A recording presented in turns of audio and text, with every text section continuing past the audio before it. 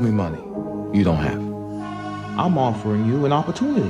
Battle Royale for 100K. Take it to this address by this time next week, and Lion stays on the card.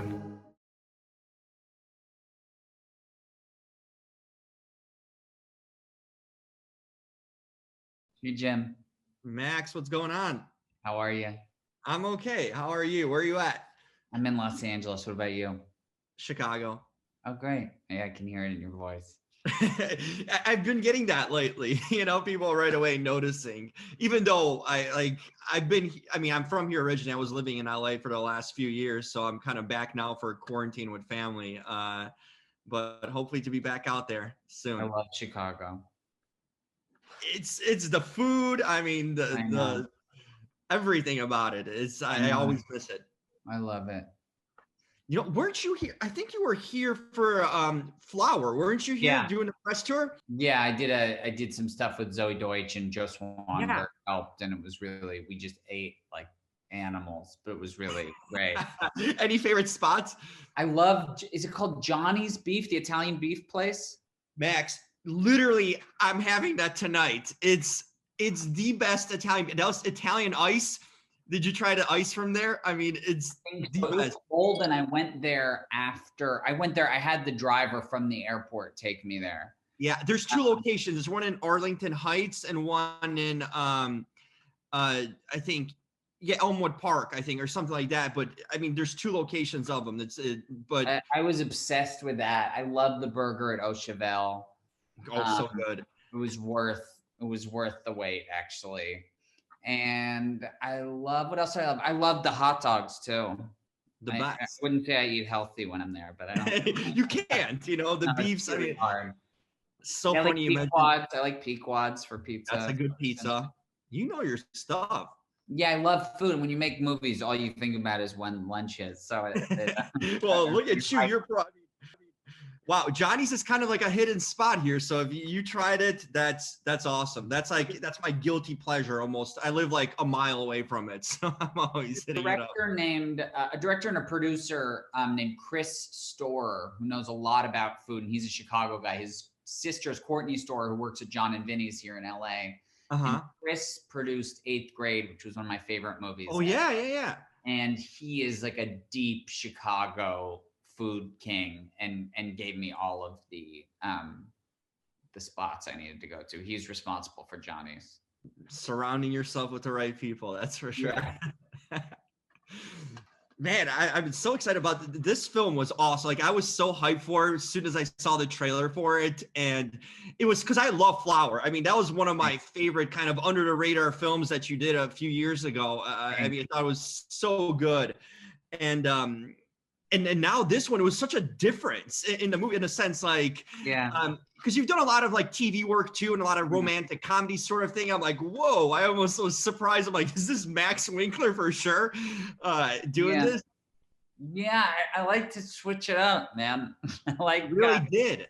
What were you gonna say?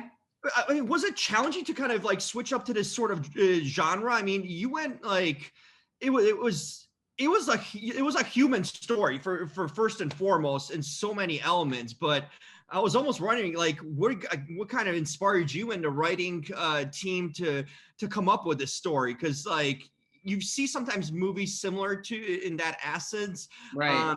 But the characters are so compelling. Even though the story's like bleak, it's like you don't feel good about it watching it, But the characters, you kind of keep on rooting for them throughout. It's unbelievable how it grasps you. Yeah, I mean, between my first movie, Ceremony, and Flower, and Jungleland, I'm always have kind of been interested in like protagonists who kind of through their own crazy force of will are trying to make, the world work the way they want it to, and are met with some pushback. And, the through line between all three movies are just, I've had the opportunity to work with such great actors, and I just write for the actors. That's like what makes me happiest. And that's the most satisfying part for me is writing something, thinking about who's going to play it, and then giving it to them and surrendering it all to them, and having them, bring whatever they want to it. Did you have these three actors in mind when you were writing this? Because I felt it was like, I really couldn't see after the movie. I'm like, who else could play these roles, right? I mean, they felt so natural in them. Did you kind of had them in mind from the start? There are three actors I've loved for a really long time. Jessica Barden, I remember seeing, the few scenes she was in the first time I saw Hannah, and thinking, oh, this person's going to be a gigantic force in movies and television. And then obviously The End of the Fucking World came out, and she was sort of like, as we were getting ready to make this movie, I was like, we need to get her. And Jack, I'd been a fan of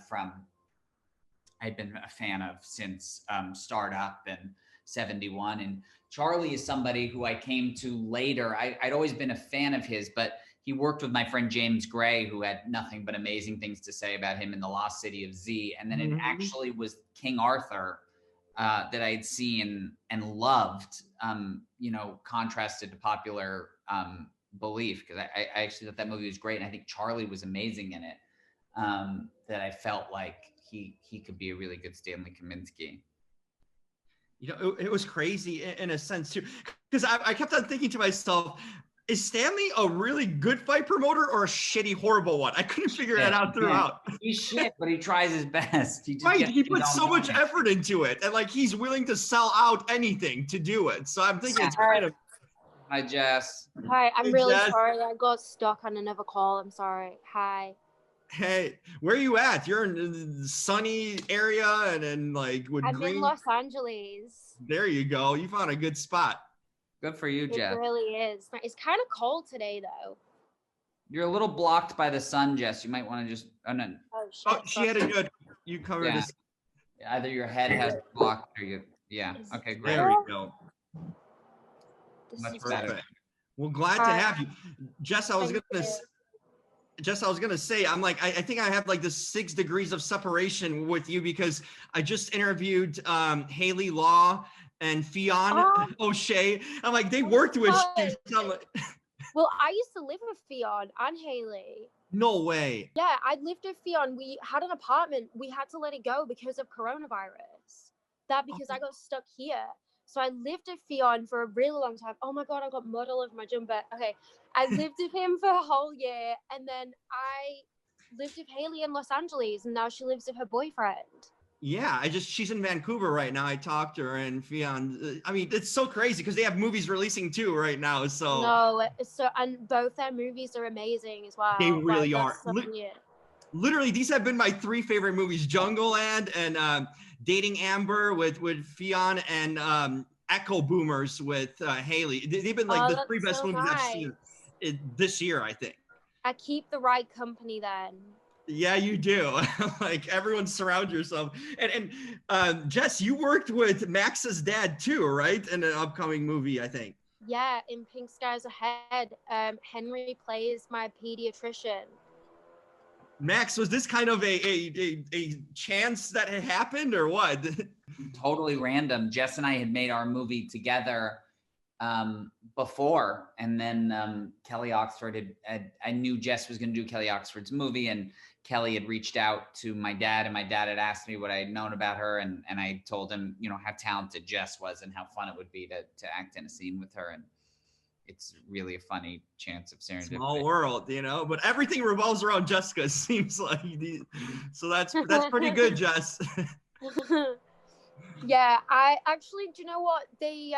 A lot of people ask me if there's any similarities working with Max and Henry, and honestly, yeah, they both knew everybody's name on set. Like, they knew everybody that was there. Really old school, professional vibes. I mean, I like to think that I know everybody's name on set, but like, I just don't. Like, I'm definitely one of those people where it will be week 5 and I'll be having like a really personal conversation with them, and I'm like, shit, I don't know their name. Like, this is so bad. But Max and Henry both, on their first days, asked everybody what their name was and like shook their hand, which is amazing, and probably something that I definitely want to start doing. See, the small things that count, that you take going forward. Jess, I was gonna ask you. You're kind of like the glue in this movie, man. You hold these guys in line, both Jack and Charlie. What was your kind of experience on set and off set working with them? Because you're kind of the only, in a sense, main girl in this movie, surrounded by all this male testosterone fighting. But what was kind of your relationship you developed filming and even off set with them? It was honestly, I've said this in all of my interviews, it was one of the best experiences that I have had with two co-stars because we were genuinely so close in so many ways. The movie was cast so well. We are obviously not American, we're English, but we are definitely from the same parts of England, and we have so much in common with the area of America that this movie is representing. And Jack and Charlie were both like people that I went to school with. They're like my brothers, they're like my cousins, they're just people that I've known my entire life.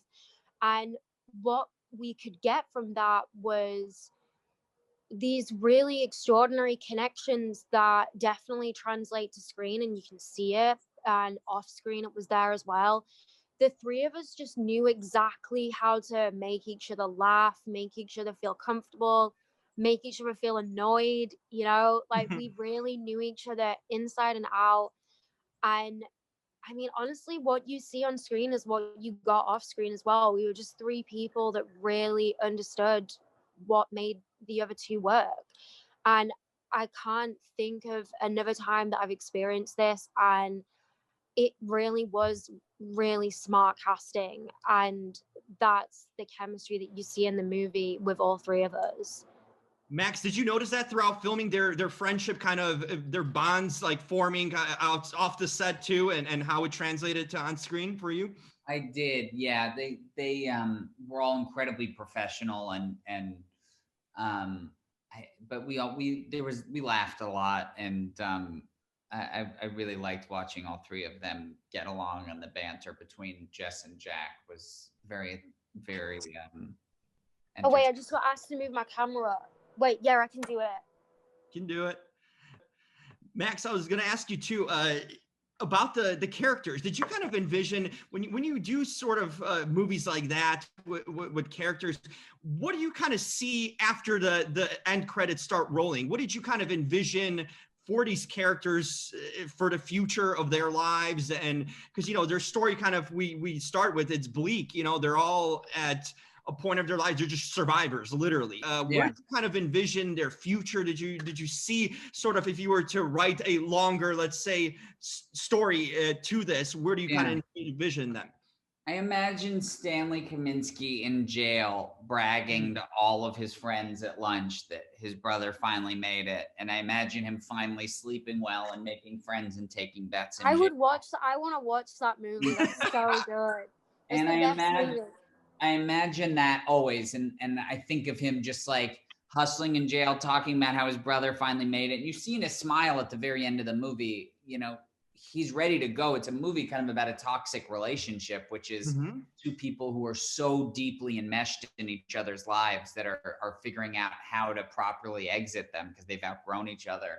And I imagine sort of like a shot of Jess, of Lion and Sky in a taxi cab, and like that final shot of The Graduate kind of just being like, what the fuck did we just do? Like, we don't even know each other. This is a disaster. I'm pregnant. This maybe we should make sure that people don't, because I'll add the spoiler thing. I'll add it. So, right. But that's how I kind of imagined it. And I always kind of wanted to do one button of the ending of kind of like a Michael Clayton ending, just of Charlie in the cop car being driven away. And like, he's just smiling and talking shit to the police officer saying like, did you see that? Did you see what he did? And like, bummed we never did that, but maybe we'll do it for the Criterion Blu-ray. There you go. Sort of kind of like Joaquin Phoenix in The Joker in a way. It made me think of that. Yeah. Sure. Jess, where did you kind of envision? Did you have kind of your own, kind of imagination and fantasy what would happen for these characters and your character? What would happen? I mean, yeah, we spoke about this a lot on set because there was a lot of different endings that went around of what to do with Sky. I think for a long time we thought that it was. I didn't know if she was going to go back to him. I didn't know until I saw the movie in Toronto. I love that though, but that was definitely the whole experience of making the movie was so collaborative. It was constantly having conversations about, it's probably one of the most fluid movies that I've worked on in terms of that, where this stuff was always being discussed, because it means that you're constantly being given a chance to understand your character more. And Max really encouraged this, like, we were allowed so much input into what we were saying and what our characters were doing, where the story was going. I did really like it when she just kind of like got in the truck, you know, which is where you think that you're never going to see her again. As much as I love her, obviously, going back to Lion, but her going in the truck is so sad, but so also inspired at the same time, because then you really could just end up anywhere. But if she was going with Lion, I don't know, I feel like they have the potential to have a really nice life. There's also a version, people have written me and said, you know, that they don't think she really comes back at the end, that's not real, that's the idealized sort of version of it all. And I kind of encourage that as well. Interesting. Okay. I see that scenario. Wanted to ask you, I'm going to ask this question to both of you. You know, I'm going to start off with you, Max. What is your favorite thing you learned about Jessica as a person working on this project? What's the kind of thing that stood out to you, that maybe that you learned about, or what's the favorite thing about Jessica we should know about? What's your favorite thing about me, Max? She's fearless. She is unintimidated by anyone or anything, and a very small frame, but a very powerful existence on the planet. And if you cross her, beware. The next version of this movie, Jessica's the fighter, then I'm guessing. Jessica, what about Max? What stood out about him? What's something about him that you like and really appreciate? The thing that I like about Max and what makes him the director that he is, his capacity to understand people, to want to understand people, the way that he is with people, and obviously therefore characters in movies, but just people in general. I've spent a lot of time with Max making this movie, and we went to so many different parts of America making this movie. People love him, and he really loves people, and he wants to have conversations and understand things and understand different parts of life and represent it properly, and have empathy for people in a way that I actually don't think that there's a lot of directors doing that. Max really wants to have empathy for people and compassion and understand them, and he doesn't lay judgment on people in his movies and the people that he's portraying. That's great. Wow. You see, you learn some things about each other, and I love hearing that stuff from each of you. You know, wanted to ask you individually too, when you guys aren't working and kind of have free time, I'm gonna start with you, Max. What are some of your hobbies and interests that you like to do, kind of away from writing, away from being on set? What is some things you're drawn to? Pretty boring. I like to watch movies and hang out with my dog. And that's fun. Try cooking things. Okay. What are your specialties? What are people coming over to try when you're hosting? It started at the quarantine. I got very, very good at making steak. Okay. Like, and really like working with like heat and building a crust. But recently I've had like 3 times in a row that I've over salted and I've lost a little bit of my confidence. It happens. Now you know. Yeah. Well, that's a good thing. What about you, Jess? What are some of your hobbies and unique interests, I guess? Well, I mean, obviously I have a lot now because of what this year has been. I do boxing now. Wow. I do boxing. And actually I went with Max and Teddy and Dave, who were the writers on the movie, and Jules Daly, who was one of the producers. We went to a drive-in movie last night and we watched Jungleland. And the last time that I watched Jungleland, I didn't do boxing. And last night when I was watching it, there's not a lot of boxing in the movie, but from what I watched last night, I was like, oh my God, like I loved watching fight stuff in it, because now I actually do boxing. And Jack is so good at it. He just really is. And it's so hard to do, you know, but that's what I've done. That's the hobby that I've taken up during this year. And last night I just had such a deeper appreciation of the fight scenes in this movie. They are really done so well. They were choreographed so well, and they're shot so well as well. That plays into the badass tough side of you, I guess, now with the boxing and what Max said. This all makes sense on so many levels. And I guess I'm going to end up by asking you guys individually, any movie recommendations, any good movies that stood out to you guys you've seen lately? Anything? I'm going to start with you, Max. I've been watching a show on HBO Max called How To with John Wilson. That show is that is the best show. Yeah, it's the best show I've seen since Nathan For You, I think. And it's produced by Nathan Fielder. So I really, really, really am into that movie. And, you know, I watched a lot of movies over the quarantine just because I was so bored for some of it. Mm-hmm. And I'm trying to think of something that I really loved that I watched that like really excited me. The Holiday. Oh yeah, Jess, what, you like The Holiday? My top show is Emily in Paris. Okay. I'm joking. But I did really like it. What is like a movie that I would say, oh my God, it's so crazy now because I feel like I've watched more movies this year than I've ever watched in my entire life. As far as something new that's come out, I'm good friends with Andy Samberg, and I thought he was really brilliant in Palm Springs. Yeah. His performance in that movie really, I like, made me want to cry. So I would say that. Well, there you go. There's some good stuff there. I got to check out a few of those things that you guys mentioned. So there's that. And Jess, as you know, your friends, two great movies, Dating Amber and Echo Boomers. Awesome if you haven't seen it. Right. Thanks so much, guys, for taking the time to talk to me. I really enjoyed this film. Max, it was just tremendous work all around.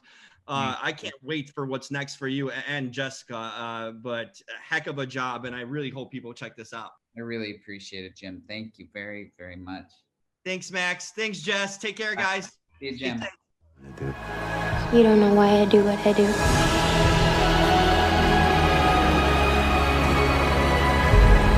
We're not gonna lose. Beautiful.